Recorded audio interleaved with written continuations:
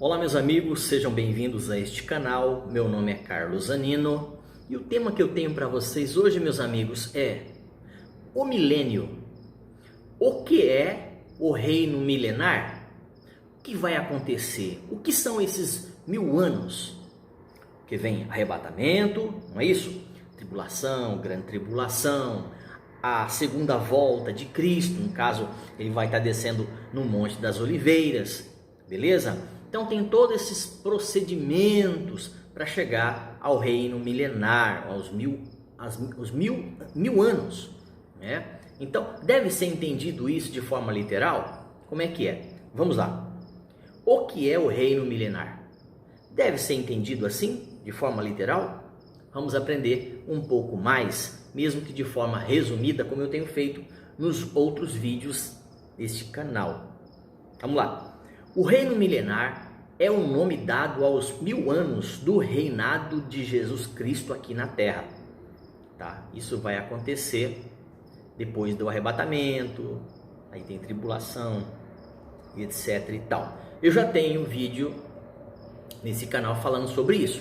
Eu posso fazer novamente, fazendo recordar o que eu já tenho postado, tá? Mas já tem no canal. Se você procurar aí, depois você se inscreve e procura aí saber. Eu tenho também sobre esse assunto, tá? Então vamos lá. Então alguns entendem de forma alegórica, outros entendem esses 1000 anos meramente como figurativo, como algo que prefigura, né? Que traz uma recordação, uma lembrança, para dar um exemplo. Mas outras pessoas entendem isso de forma literal. Eu creio que o reino milenar é de forma literal. Eu creio assim, tá bom? Beleza aí? Se você acredita, se não, você deixa aí nos comentários, tá?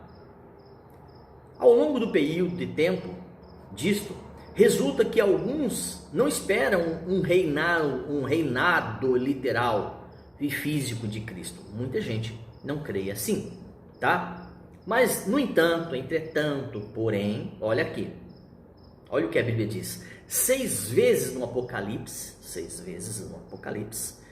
Apocalipse 20, de 2 a 7, fala do reino milenar, com duração específica de 1000 anos. Se Deus quisesse dizer um longo período de tempo, ele poderia facilmente ter feito, explícito, rápido, ok? Tá? Mencionando exato o período de tempo, mas aqui se fala exatamente assim.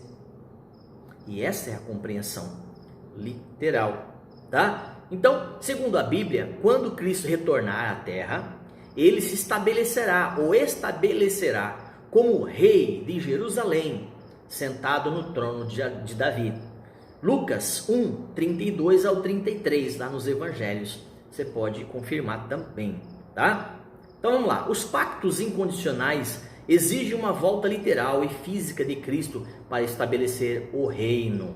Isso é bíblico, tá? O pacto de Abraão prometia a Israel uma terra, uma posteridade, um governo e uma bênção espiritual. Gênesis 12, de 1 a 3, já começava lá atrás, falando sobre isso, tá? O pacto da Palestina prometia a Israel a restauração e a ocupação da terra. Também Deuteronômio 3, de 1 a 10, Velho Testamento. O pacto de Davi prometia a Israel perdão, meio pelo qual a nação poderia ser abençoada. Velho Testamento.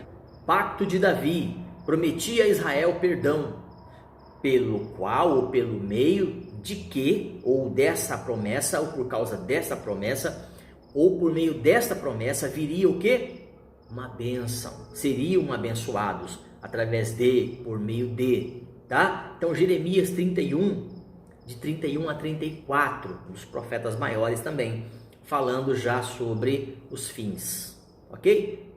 O Velho Testamento citando aí o Apocalipse, ou citando aí o que ainda haveria de acontecer, o que vai acontecer, tá? Na segunda vinda, esses pactos serão cumpridos quando Israel for ajuntada das nações, Mateus 24, 31, e se converter, Zacarias 12, 10 a 14. Então Deus tem algo para restaurar ainda sobre essa terra, sobre a liderança do Messias, o Cristo, Filho do Deus vivo. Então a Bíblia fala das condições durante o milênio como um ambiente perfeito, como a restauração do início de tudo no Éden de Deus. Tá? Então, segundo as pesquisas, tá? Esse lugar seria ali no Irã, Iraque, por ali, né? Que hoje já não existe mais, você observa, não há mais nada, né? Apenas um vale, montanhas, né? Mas é ali, pelo menos segundo as pesquisas, que o Jardim do Éden estava, perto dos rios, Rio Tigre, Eufrate e etc e tal. Tá bom? Não vamos entrar agora no mérito da questão, é assunto para outro vídeo. Vamos lá. Então, será um tempo de paz. Miqueias, Velho Testamento, um dos profetas menores, Miqueias 4, 2 e 4. Miqueias 4, de 2 a 4. Confere na sua Bíblia. Isaías 32, do 17 ao 18. Gozo, paz, alegria. Isaías 61, de 7 a 10. Conforto. Isaías 40, de 1 a 2. Sem qualquer pobreza. Amós 9, 13 a 15. Ou enfermidade. Joel 2, 28 a 29. Então tudo isso prometido para o reino milenar, para as pessoas que vão estar morando aqui no reinado de Cristo de 1000 anos. Então tudo que é bélico, tudo que é de guerra, todas as indústrias não mais existirão.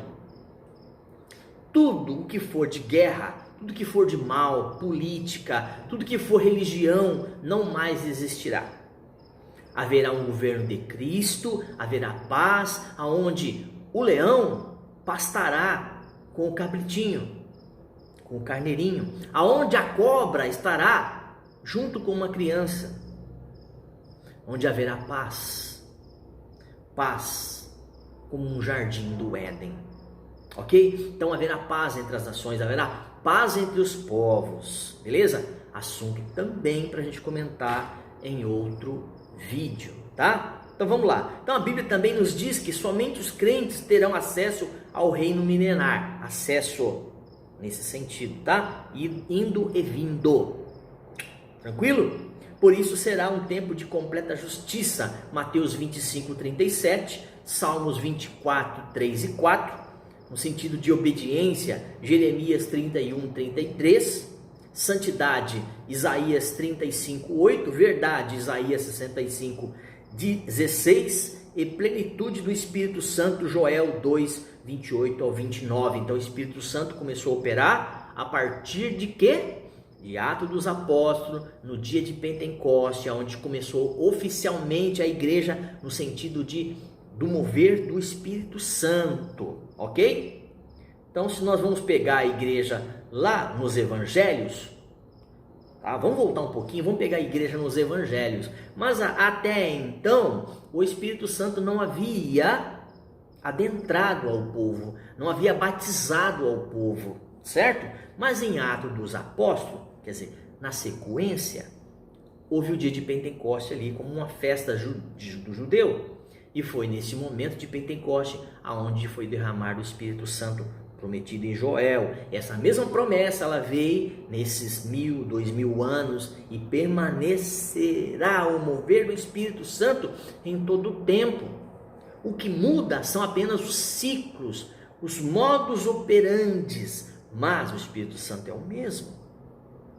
O Espírito Santo está operando hoje até que a igreja seja arrebatada. E depois, Carlos, ele continua. Na tribulação ele continua, né?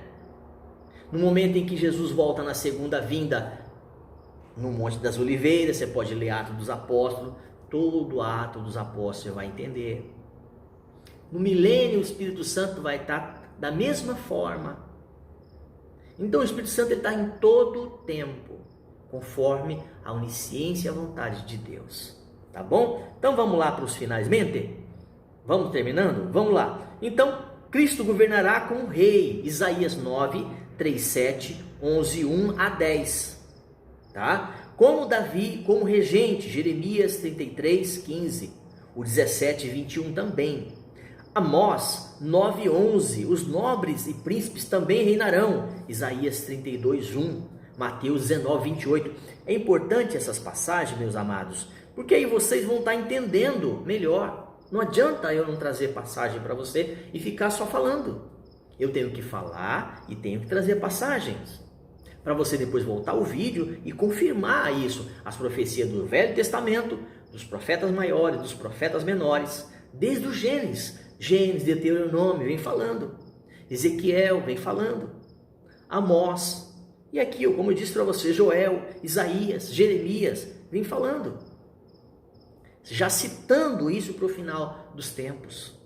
Por isso que é importante trazer esses versículos, tá bom? Se você quer estudar, se você quer aprender um pouco mais, então este é o momento. Então, Jerusalém será o centro político do mundo. Quando fala centro político, não é essa politicagem, tá bom? A palavra político no original, ela entende como administração.